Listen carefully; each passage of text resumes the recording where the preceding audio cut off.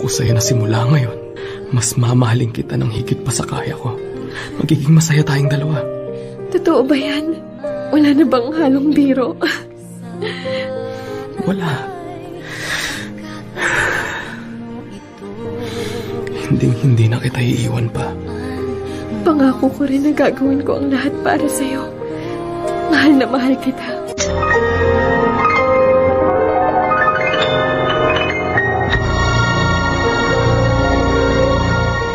Sabi nila, kapag iniwang ka ng taong mahal mo, ang ibig sabihin lang nun, hindi siya ang nakatadhana para sa'yo.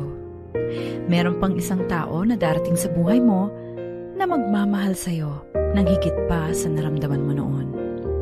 Kaya ako, simula nung malaman kong niloloko lang pala ako ng ex-boyfriend ko, isang araw lang ang iniyak ko. Isang araw lang ako nagmukmok sa kwarto at pagkatapos nun, nagsimula ako ulit. Nakatatak na kasi sa isipan ko na hindi lang siya ang nag-iisang lalaki sa buong mundo. Alam ko na sa buhay kong ito, may isang taong nakalaan para sa akin. Reggie V at Miss M, ako nga pala si Mia, 27 years old at taga Novaliches. Ang nilalaman nitong aking sulat ay tungkol sa kung papaano ko nakilala ang taong hindi ko inakalang mamahalin ko nang higit pa sa aking makakaya.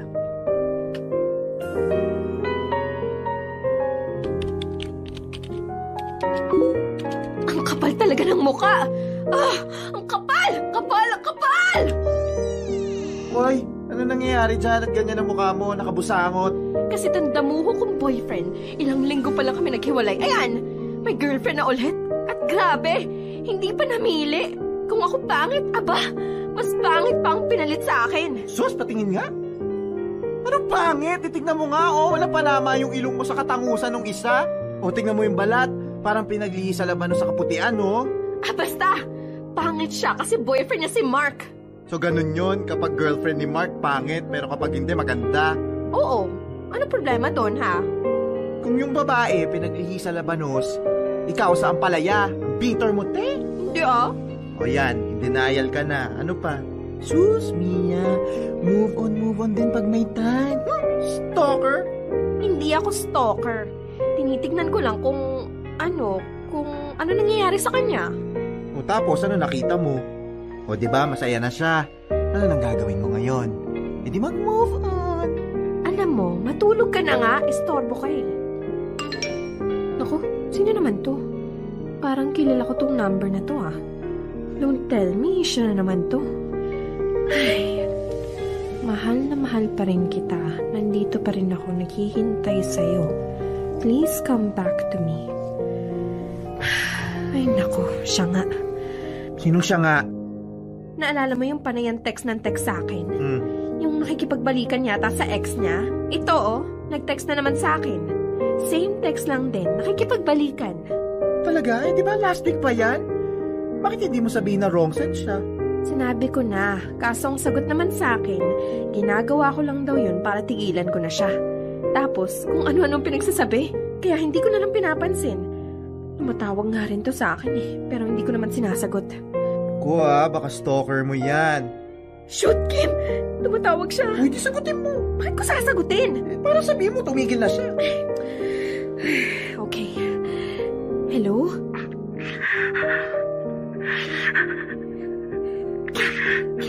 Umiiyak. O, dali ko sabi mo. Hello? Sinong kailangan mo? Parang habang na. Bumalik ka na sa akin. Gagawin kong lahat para lang bumalik ka. Mahal na mahal pa rin kita. Hindi ko kaya. Hindi ko kaya. Kaya, utang na loob, please. Makinig ka sa akin. Hindi ako yung girlfriend mo. Teka, sino to? Hindi ikaw si Ces. Hindi nga ako si Ces. Ibigay mo yung phone kay Ces. Siya ang gusto ko makausap, hindi ikaw. Aba, ikaw na nga tong wrong number. Ikaw pa itong magagalit at demanding. Hoy, hambog! Pakibigay na lang kay Ces. Please lang. Wala nga nga akong kilalang Ses. Na wrong number ka, bakit ba ang kulit mo? Saka pwede sa susunod na tatawag ka, hello o hi ang ibungad mo, hindi iyak? Pero, tama naman yung number ko ha. Mali nga. Tsaka halata naman na ayaw ka nang kausapin ng Ses mo dahil ibang number ang binigay sa'yo kaya mag-move on ka na rin. Tigilan mo na siya. Bakit? Sino ka para pagsabihin ako ng ganyan, ha? Palibasa kasing timulong pinagdadaanan ko eh. Excuse me, iniwan din ako ng taong minahal ko ng sobra. Huwag mong isipin na ikaw lang ang nasaktan at naiwan mag-isa. Marami tayo. Ang pinagkaiba lang, yung iba mas pinipiling mag-move on kesa sa araw-araw umiiyak sa kwarto at magpakalunod sa alak o kung ano pa man. Gusto mo maging masaya? Kalimutan mo na siya. Hindi lang siya ang Ses dito sa mundo. Marami pa dyan. At kung tatanungin mo sa akin kung paano mo magagawa yun, aba, hindi ko na problema yun. Bye!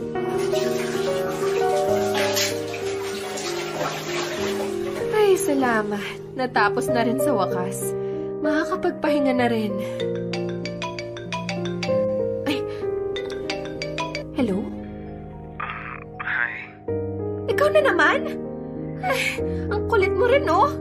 Hindi nga kasi... Walang magpasalamat sa'yo. Magpasalamat? Wala naman akong ginawa, ah. Meron ka nagawa. Medyo natauhan kasi ako sa sinabi mo eh. Baka nga, ayaw na niya ako makausap dahil ibang number pinabigay niya sa akin. Tama ka rin. Kailangan ko nang lumimot. Mag-move on. Thank you. Wala yun. Hindi.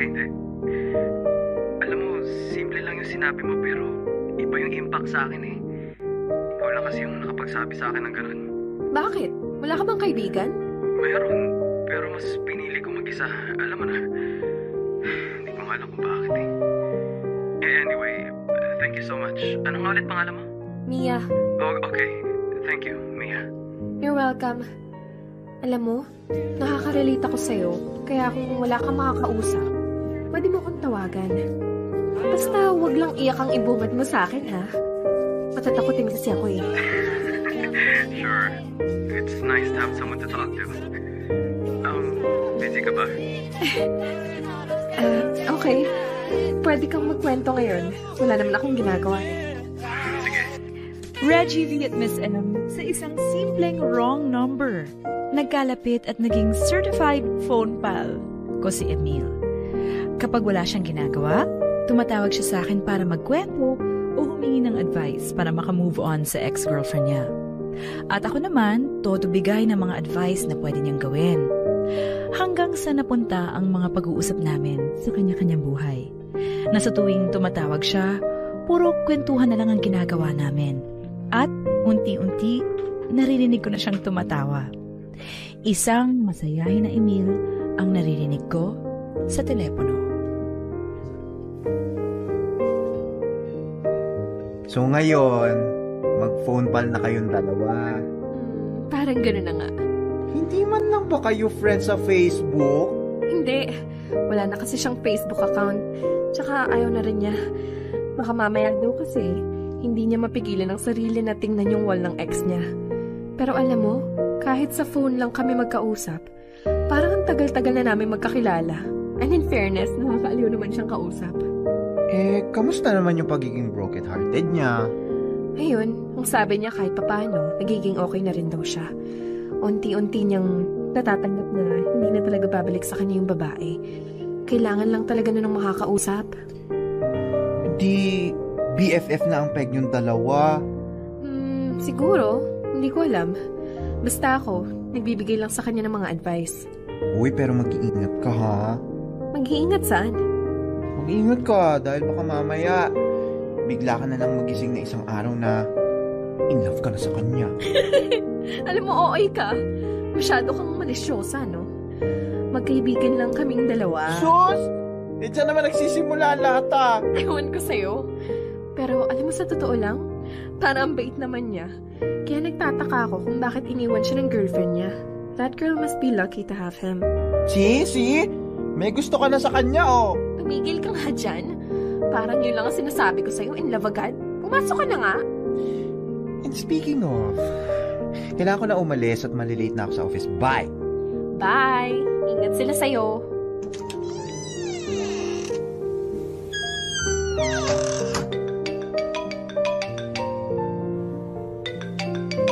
Hello? Hi, Mia. Oh, Emil. Bakit ka napatawag? May problema ba? Wala naman. I'm just wondering, libre ka ba ngayon? Oo. Day off ko eh. Bakit? Gusto mong makipag-meet? Ha? Ano kasi, Emil? Kung kaya mo, okay lang naman sa akin eh. Hindi yun.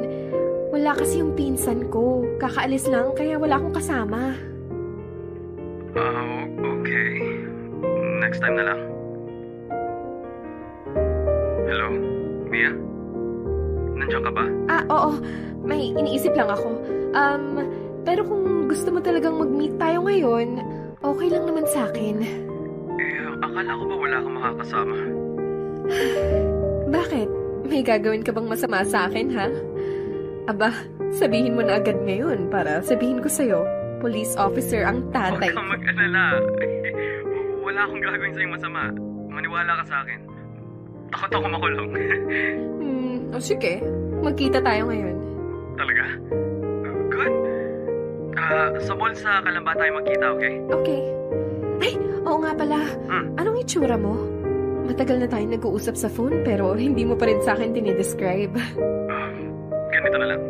Magsusot ako ng black na polo jeans. Tapos magtawagan na lang tayo pagdating natin doon. Pa-suspense ka, ha? Sige. Ganun na lang. 4 p.m.? Yeah, 4 p.m. See you.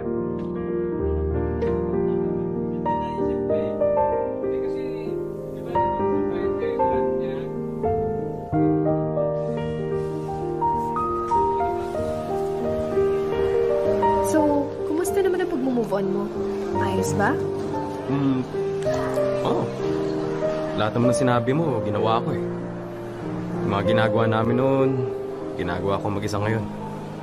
Then, blessing in disguise na rin na hindi ko talaga alam ang totoong number niya. At least, wala akong magawa kundi huwag siyang i-text. Bakit nga ba kasi ibang number ang binigay sa'yo? Ewan ko dun. Baka nga siguro inisip nila na sumusobra na ako eh. Tapos na nga lahat sa amin, ito pa rin ako. Pilit binabalikan lahat kahit wala naman talagang dapat ibalik. Ganun naman talaga kapag nasaktan ng sobra, nagiging bulag. Kahit tapos na ang lahat, pilit mong pinipikit ang mga mata mo sa realidad na wala na. Hindi ka na niya mahal kasi dyan sa puso mo, umaasa ka pa rin na baka may chance pa. Alam mo kaya tayo nagkakasundo eh. Nakaka-relate ka sa akin. Oo nga eh. Pero alam mo ba na lahat ng sinabi ko sa'yo noon, sinasabi ko rin sa sarili ko. Ewan ko ba? Kung sino pang broken-hearted din, yun ang magagaling mag-advise pero hindi nila magawa sa mga sarili nila. So, ibig mong sabihin, mahal mo pa rin yung ex mong iniwan ka na lang basta sa isang babaeng kakilala lang niya sa isang dating site? Hindi naman na. Pero nandito pa rin kasi yung galit kaya nasabi ko na hindi pa rin ako nakaka-move on. Kasi pag may nararamdaman ka pa rin sa isang tao, kahit pagmamahal o galit pa yan, hindi ka pa rin makakalimot. Kaya dapat, as in wala na. Tsaka, malalaman mo rin minsan na wala ka nang nararamdaman sa isang tao kapag nagkita ulit kayong dalawa. Kung sa akin mangyayari yun, hindi na ako matatakot. Bakit? Alam ko kasi na nandiyan ka para sa akin. Ako? Anong meron sa akin? Ewan ko. Basta kapag ikaw yung kausap ko o kasama, parang kaya kong lagpasan ng lahat ng mga pwedeng dumating sa akin. Ang weird, no? Ewan, may ganun ka kasing hatak sa isang tao eh. Ang lakas makahawa ng fighting spirit. Wow, thank you. Flattered naman ako. Saka, alam mo naman na palagi lang ako nandito para sa'yo, di ba? But... Nakakatawa nga kasi, imagine, nagkakilala tayo dahil nagkamali ka ng number. Kaya nga sabi ko sa'yo, blessing in disguise rin yun eh. Kundi dahil dun, hindi kita makikilala. Tapos, parehas pa tayong broken-hearted din nung time na yun. At tinulungan natin ang isa't isa kaya ngayon, parehas na rin tayong okay. Kaya palagi kitang pasasalamatan sa lahat ng mga nagawa mo para sa akin. Sus! Advice lang naman yung ginawa ko eh. Nasa sayo pa rin naman yung gagawin mo. Hindi, malaki na itulong mo sa akin. Sana, alam mo sana, mas tumagal pa yung pagkakaibigan nating dalawa. Oo naman, no? Ikaw pa? Malakas ka kaya sa akin? You know what? I'm lucky I found you. Reggie V at Miss M, pagkatapos ng pagkikita namin yon, nag-level up na yung friendship naming dalawa ni Emil. Kung dati, puro sa phone lang ang pag-uusap namin, ngayon halos kada weekend o kapag parehas kaming libre, namamasyal na kaming dalawa. Sa lahat ng bagay, magkasundo kaming dalawa. Mabait, sweet, and caring na tao si Emil. Kung minsan nga, napapaisip ako na kung bakit nagawa siyang iwan ng ex-girlfriend niya. Para kasi sa akin, napakaswerte ng babaeng mamahalin niya. Lumipas pa ang ilang buwan, naging BFF or best friend for life na ang turingan namin sa isa't isa. Lahat sinasabi namin sa bawat isa at sa pagiging malapit naming iyon, nakaramdam ako ng kakaiba. Isang pakiramdam na hindi na bago sa akin.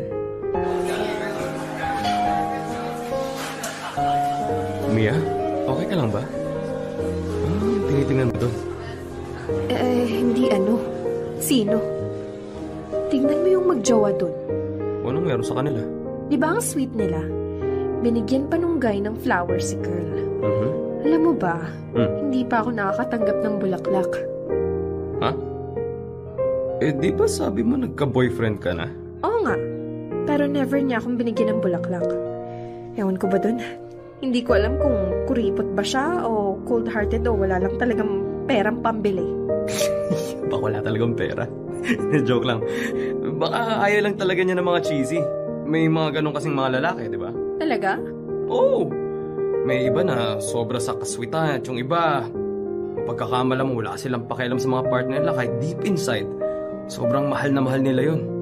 Kasi ganun yun eh. Hindi lang show yung iba. Mas gusto nila yung mas private na relationship. Kaso, yung mga ganung tipo ng lalaki, sila yung mga na-misinterpret ng mga babae. Ikaw, sino ka dun? Medyo showy ako eh. Gusto ko laging pinapakita sa lahat na mahal ko yung babae. Mahilig din ako sa mga surprises para maramdaman niya kung gaano siya ka-special at ka-importante sa akin. Kung ganun ka palang lalaki, bakit iniwan ka pa rin ni Ses? Maraming babae nang hangarap na magkaroon ng boyfriend na katulad mo eh. Ganun naman talaga yung buhay. Kala mo okay na. Kala mo binigay mo na lahat pero hindi pa rin pala. Kulang pa rin. But, thanks to you, na-realize ko yung worth ko. You're welcome. Mia. Emil? Ikaw muna. Ikaw na. Ladies first. Okay. May itatanong lang kasi ako sa'yo. Okay, ano yun? Kapag ba dumating ulit si Ses, ano sa tingin mong gagawin mo? Honestly, hindi ko alam eh. Pero sana kapag dumating yun, magkasama tayong dalawa. Ha? Bakit naman? Para makilala niya yung tao na naging dahilan kung bakit naging okay ako ulit. And the same reason para malaman niyang huli na ang lahat sa amin. Ha? Anong ibig mong sabihin? Wala. Ikaw, anong itatanong mo? Kung liligawan, bakit may pag-asa ba ako?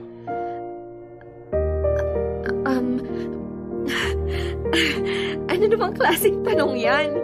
Ikaw talaga, oh. Binibiro mo na naman ako, no? Hindi. Nagsasabi ako ng totoo, saka tanong lang naman yun eh. Tanong lang ba? Siguro? Siguro? Bakit? Mabait ka. Masarap kang kasama. At alam ko, kapag nagmahal ka, totoo at seryoso. Yun ang hinahanap ko sa lalaking mamahalin ko. Kaya nga nasabi ko noon na ang swerte ni Ses dahil minahal mo siya. At ang malas din niya kasi pinakawalan niyang taong tulad mo. Wow! Wow! Na-flatter naman ako sa sinabi mo. Ganyan pala ang tingin mo sa akin, ha? I've got one more question. Go. Pag ba sinabi kong mahal kita, sasabihin mo rin na mahal mo ako? Bakit ganyan naman ang mga tanong mo? Parang si Ces lang ang pinag-uusapan natin eh. Wala lang. Sige, kalimutan mo na yan. Busin mo na yung kape mo. Hatid na kita sa inyo.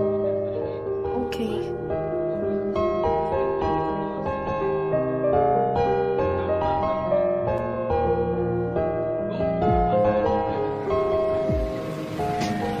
Salamat sa paghatid ah. Wala yun. Salamat din sa date ha. Nag-enjoy ako ngayon. Wala yun. Sige, alis na. Wait, sandali lang. Bakit? Yung tungkol dun sa dalawa mong tanong. Sigurado ka bang tanong lang yun? Kasi kung... Oo, tanong lang yan. Okay. Sige, ingat ka sa pag-uwi. Thank you ulit sa mga flowers. Sandali lang, Mia. Ano yun? I'm sorry, alis na ako. Hinalikan niya ako. Reggie V at Miss M, nung dahil sa halik na yon, mas lalo kong napatunayan na nahuhulog na nga talaga ang puso ko kay Emil. Para akong isang teenager na naranasan ng first kiss. Hindi ako makatulog o kahit makakain.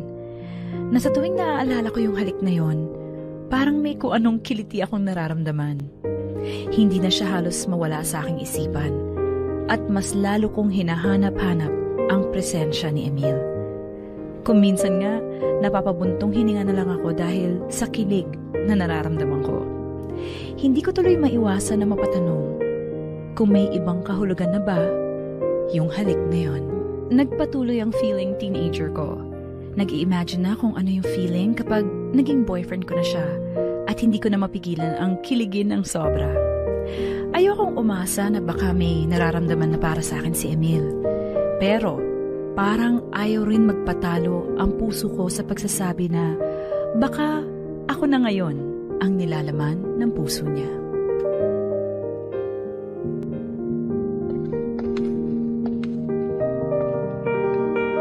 Mia, pinapatanong ni Mama kung sasama ka ba raw sa aking papuntang probinsya.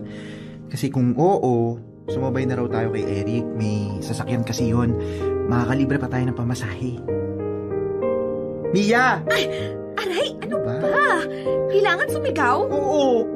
Kanina pa ako nagsasalita dito. Ano nangyari sa'yo? Wala. Kung patukan kaya kita, anong wala? Magsabi ka ng totoo. Ano nangyari? Kasi si Emil, Ano nga? Ano? Hinalikan niya ako. Ha? Sigurado ka ba dyan? Baka assuming ka lang. Hindi, no! Hinalikan niya nga ako. Sa lips. Talaga? O tapos ano nangyari? Ayun, umalis siya. Nag-sorry, tapos iniwan akong tulala dyan sa harap ng bahay. Tapos ito, nakailang text at tawag na ako, pero ni isa dun, wala siyang sinagot. Baka wala lang yun sa kanya. Ganon? Sa tingin mo, wala lang talaga yun sa kanya? Oo. Bakit sa'yo? Meron bang meaning yun? Ay nako yan na nga ba sinasabi ko. Tama ako sa hula ko noon. Ayan. In love ka na. Mas lalo pang nagkatungan nung hinalikan kanya. Sino ba naman kasi ang hindi may in love sa kanya, di ba? Tapos ito pa, tinanong niya ako kung niligawan niya raw ako, may pag-asa raw ba siya? Kung magsasabi siya ng I love you sa akin, mag-I love you to din ba ako sa kanya? Ano sa tingin mo dun, Kim? Di ba may something na siya sa akin? Kasi sinong lalaki magtatanong ng ganun sa isang babae? Yung mga mahilig mang trip, gusto ng playtime, o gusto makascore, maraming ganyan. Sa tingin mo, isa siya sa mga ganung lalaki? Pumalay ko, siguro. Kung ako sa'yo, huwag ka na munang umasa. Paano yan? Mahal ko na siya. Alam mo yung tipong masaya ako kapag nandyan siya, o kahit kausap ko lang siya sa phone. Tapos palagi ko na siyang hinahanap. Yung halik niya hindi mawala sa isip ko eh. O sige, ganito na lang. Bakit hindi mo sabihin sa kanya lahat yan? Ha? Ako nga amin sa aming dalawa? Oo. Kasi kung magtatanong ka, malamang malalaman mo yung sagot. Ayoko nga. Ano ako, cheap? Ako ang unang gagawa ng moves? Ano ka ba? Ayan na nga, siya na yung unang gumagawa ng moves. Yung kiss. Ngayon, ikaw naman. Magtanong ka sa kanya tungkol sa nangyari kasi, alam mo, ka ng isang tao sa labi kung walang ibig sabihin yun. Huwag ka nga lang umasa ng sobra para hindi ka masaktan ng todo. Sa tingin mo yun ang dapat kong gawin? Oo. Nalilito ka, di ba? Pues, matuto ka magtanong. Hindi ka naman mamamatay eh. Ihanda mo lang yung sarili mo sa isasagot niya. Baka si Emil na yan. Oo nga! Oh, anong ginagawa mo dito? Pwede ba tayong mag-usap? Ano pa ba ang dapat pag-usapan natin, ha? Please, mag-usap tayo. Okay, fine. Dito tayo sa labas mag-usap. Sige, ano yung pag-uusapan natin? Break na kami ni Alice. Oh, tapos? Niloko niya lang pala ako. Karma ang tawag dyan. Mia naman. Alam ko na, malaki ang naging kasalanan ko sa'yo. Oo, sinaktan kita noon, pero nandito ako para... Huwag mo nang ituloy yan. Alam ko nang sasabihin mo. At ang sagot ko ay ayaw ko. Hindi mo na ba ako mahal? Obvious ba na hindi na? Alam mo, Mark, it's been what? 10 months? Sa tingin mo sa tagal nun, hanggang ngayon umiiyak pa rin ako sa'yo? Nasaktan ako nun, pero kasi may natutunan ako eh. Hindi karapat-dapat iyakan ng isang katulad mo. Kaya ayun, isang araw lang ginugol ko sa kakaiyak sa'yo. Tapos nangako ko sa sarili ko na kahit kailan, hindi na ako magpapauto sa'yo. Please, Mia, give me another chance. Magbabago ako para sa'yo. Huli na ang lahat. May mahal na akong iba, Mark. At siya, alam ko sa sarili ko na hindi niya ako sasaktan tulad ng ginawa mo. Sino siya? Anong pangalan niya? Kilala ko ba siya? O bakit mo ako sinisigawan ngayon? Sinigawan ba kita nung nalaman ko na may nilalandi kang ibang babae habang girlfriend mo ako? Hindi naman, di ba? Kaya wala akong karapatan na mag-hysterical dyan kasi wala na tayo. Tapos na ako sa'yo. Reggie V at Miss M, napatunayan ko na si Emil na nga talaga ang mahal ko ngayon. Kahit na bumalik si Mark, hindi ko na hinayaan na manatili pa siya sa buhay ko. Isang alaala na lamang siya na matagal ko nang nakalimutan. Halos ilang linggo na akong hindi kinakausap ni Emil at nakaramdam ako ng takot at kaba. Takot na baka naisip niyang lumayo na lang sa akin dahil sa nagawa niya. Kaba na baka may nangyari ng masama sa kanya kaya hindi niya ako magawang tawagan o i-text man lang.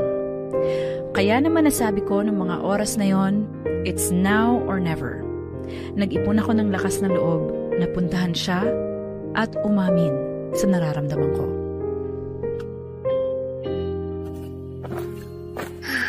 Kaya ko to.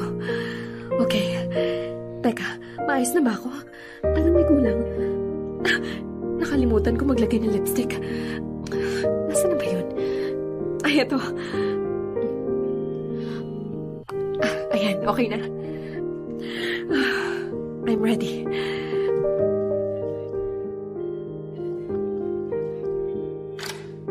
Mia? Hi, busy ka ba? Naka-istorbo ba ako? Hindi naman. Pasok. Salamat. May dala nga pala akong palabok. Paborito mo yan, di ba? Oo, salamat. May kailangan ka? Wala naman. Meron pala, pero hindi naman masyadong importante yun. Ano kasi, ilang linggo ka nang hindi tumatawag sa akin. Pati yung mga text ko, hindi mo sinasagot. Pasensya ka na. Busy lang kasi sa trabaho. Nadagdagan kasi yung workload ko. Okay lang yun. May itatanong lang sana ako sa'yo. Ano yun? Yun tungkol sa nangyari. Yung sa kiss. Iniwan mo kasi akong nakatulala doon. Curious lang naman ako kung ano yung, alam mo na, yung meaning. Ano kasi, Mia, sa totoo lang, may sasabihin din kasi ako sa'yo. Ano? Han, may bisita ka pala? Han, si Mia, kaibigan ko. Mia, si Ces, my girlfriend.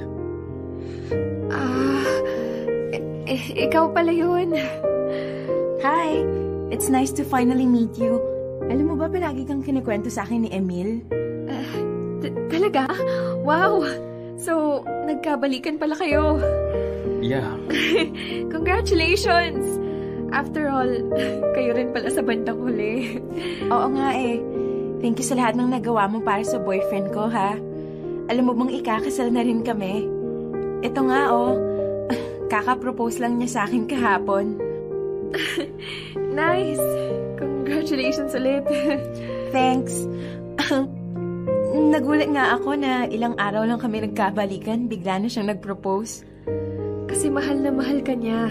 Kaya siguro, naisip niya na huwag ka nang pakawalan. Kaya ayan, niyaya ka na niyang pakasalan. I know. Punta ka ha. Invited ka. Sure.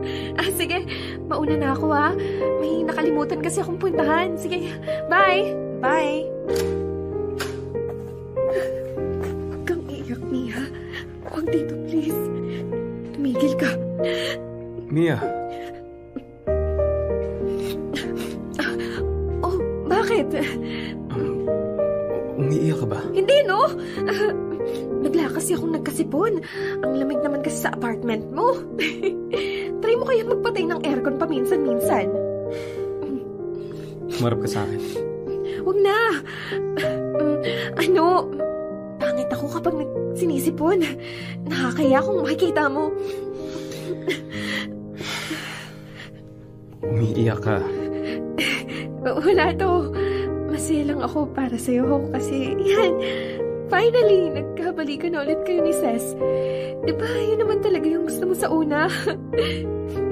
Congratulations. Mia, hindi ko alam kung ano... Huwag mo nang sagutin yun. Wala lang naman yun sa'yo, diba? Oo, aaminin ko. Umasa ako. Pero huwag kang mag-alala. Wala kang kasalanan, okay?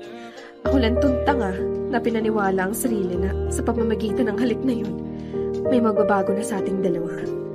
Nang dahil doon, mas lalo kong na-realize na nandito ka na pala sa puso ko. Mia? Okay lang, Emil. Okay lang talaga. Kasalanan ko ang lahat ng to. Dapat kasi hindi ako nagpadala sa mga kilos mo. Sa mga lambing mo. Magiging okay din ako, ha? Makakalimot din ako. Ako pa, diba? Kung nakaya kong tulungan ka na makalimot sa sakit, matutulungan ko rin ang sarili ko. Kaya ko to.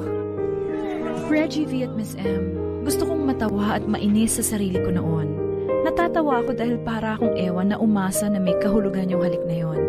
It's just a kiss. Pero isang halik na nagpagising sa buong kaluluwa ko. Naiinis ako dahil bakit hinayaan ko ang sarili kong umasa na magagawa din niya akong mahalin? Ano ba ang laban ko sa ex-girlfriend niya? Itsura pa lang, talong-talo na ako.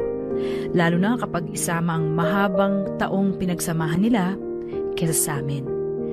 Pero mas pinairal ko na lang ang aking isipan kesa sa puso. Isang beses lang ako umiyak noon at muling nag-move on. Nag-move on dahil sa pagiging asyumera ko. Lumipas ang isang taon, naging okay naman ako. Ngunit hindi ko pa rin maitatanggi sa aking sarili na kahit matagal ko na siyang hindi nakikita, si Emil pa rin talaga ang nilalaman nitong puso ko.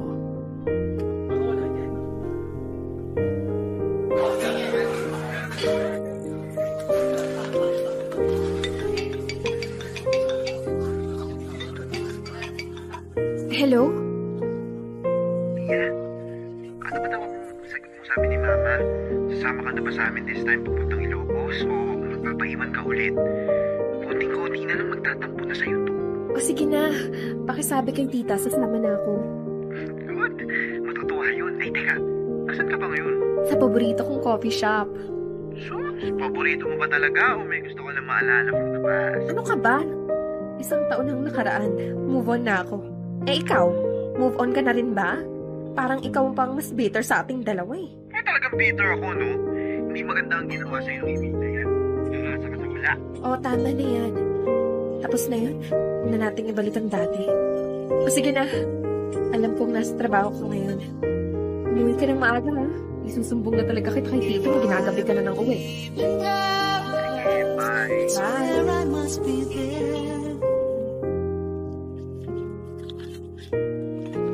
Ma'am, may nagpabigay po sa inyo ng kape. Sino? Ayaw pong sabihin yung pangalan eh. Ang sabi lang po, ibigay ko to sa inyo. Kuya, hindi kasi ako tumatanggap sa mga hindi ko kilala. Pakibalik na lang. Salamat. Ma'am, baka po magalit eh. Kung gusto nyo po, huwag nyo na lang pong galawin kung ayaw nyo. Basahin nyo na lang po yung note niya dyan sa tissue. Ito po. Ano naman to? Hi. Yun lang? Kalokohan? Makabalik na nga ulit sa pagbabasa. Ang dami namang istorbo. Please come back to me. Sino to? Ay naku, magpapalit na talaga ako ng number. Ma-replyan na nga. Wrong sent ka. Sorry. Ayan. Sana lang hindi namang istorbo. Ay, ang kulit! You're still the one. Walang nagbago. Ay, nako! Okay, last na to. Isang lingon, akin ka na. Stalker! Sino yun? Naku, makaalis na nga. Nakakatakot naman to. Hi. Emil? Anong ginagawa mo dito? Tumatambay. Paalis ka na? Oo. O bakit parang takot na takot ka? May nagte-text kasi sa akin eh. Ang creepy. Parang stalker ko yata. Tapos, panay pa ang text ng text sa akin. Kaya, bakit ka tumatawa dyan? Umamin ka nga sa akin. Ikaw ba yung nagte-text, ha? Ang hilig mo talagang manakot, no? Bahala ka nga dyan. Mia, sandali lang. Mia! Ano bang kailangan mo? Gusto kong mag-usap tayong dalawa. Pag-uusap lang pala ang gusto mo? Kailangan mo pang manakot? Hindi ko kasi alam kung paano kita kakausapin eh. Nakaramdam kasi ako ng takot. Takot? Eh, kailan ka pa naging matapang, ha? Sorry. Anyway, alam ba ni Ses na nakikipag-usap ka sa akin ngayon? Baka mamaya mag-isip lang kung ano yun, ha? Wala na siyang iisipin na iba kasi naghiwalay na kami. Ha? Bakit? Hindi ko na kaya. Anong hindi mo na kaya? Hindi ko na kayang lokohin pa ang sarili ko na si Ses ang mahal ko kahit naman na sa iba na nakatali yung puso ko. Na iba na yung hinahanap-hanap ko. At ikaw yun, Mia. Oo, inaamin ko na naging duwag ako noon pero ngayon, kaya ko nang panindigan ang nararamdaman ko para sa'yo. Paano ako maniniwala kung nagawa mo akong iwan sa ere nun? Alam ko. At isang malaking kahibangan kung sasabihin ko na hanggang ngayon mahal na mahal pa rin kita. Kahit isang taon na nagdaan, walang nagbago. Kung alam mo lang, Emil, ang tagal kong inintay na sabihin mo yan sa akin. Naiinis ako kasi alam ko naman na noon na akong may kasalanan kung bakit nasaktan ako. Kung bakit hanggang ngayon, hindi pa rin ako nakalimot. Ako yung nagpaasa sa sarili ko eh. At ang mas mahirap pa doon, kahit anong pilit kong magalit sa'yo, hindi ko magawa. Kasi kahit anong mahirap pa doon, kahit anong pilit kong magalit sa'yo, hindi ko magawa.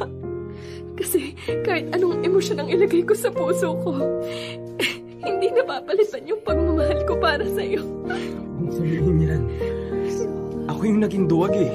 Kung iiwan mo lang din ako ulit, kung masasaktan lang ulit ako, please, huwag ka nang bumalik sa buhay ko.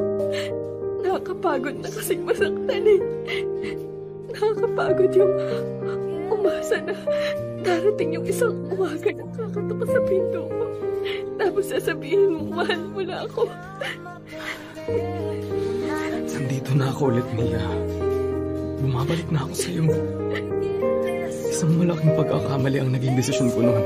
Natakot ako na baka hindi kita mapanindigan pero ngayon kaya ko na. Kaya ko. Ako pa rin, di ba? Sabihin mo sa akin na ako pa rin ang mahal mo. Wala namang nagbago dun eh. ikaw pa rin kahit anong pilit kong lumibot. Huwag na magsimula ulit tayo. Pinapangako ko sa'yo na simula ngayon, mas mamahalin kita ng higit pa sa kaya ko. Magiging masaya tayong dalawa. Totoo ba yan? Wala na bang halong biro? Wala. Hindi na kita iiwan pa. Pangako ko rin na gagawin ko ang lahat para sa'yo. Mahal na mahal kita. Love takes time. Iyan ang palaging sinasabi sa akin noon. Kung hindi man nag-work ngayon ang pagmamahalan niyo sa isa't isa, hindi naman ibig sabihin nun na hindi mag-work yon sa darating na panahon. Ang kailangan lang, panahon para masiguro na nasa tamang sitwasyon na kayong dalawa. At ganun na nga ang nangyari sa aming dalawa ni Emil. Mas pinatibay kami ng mga sakit na naramdaman namin noon. Kaya ngayon, handa na kaming mahalin ang isa't isa na walang halong pagdududa. Reggie V at Miss M, sa ngayon, masaya pa rin ako sa piling ni Emil. Sa katunayan, nag-propose na siya sa akin ng kasal nitong January 1. Kasabay ng pagpasok ng bagong taon, bagong pangako din ang binitawan namin. Na kahit ano pa man ang mangyari, mamahalin namin ang isa't isa hanggang sa huli. Maraming salamat at sana maraming kinilig, na-inspire at natuwa sa love story naming dalawa ni Emil. Nagmamahal, Mia.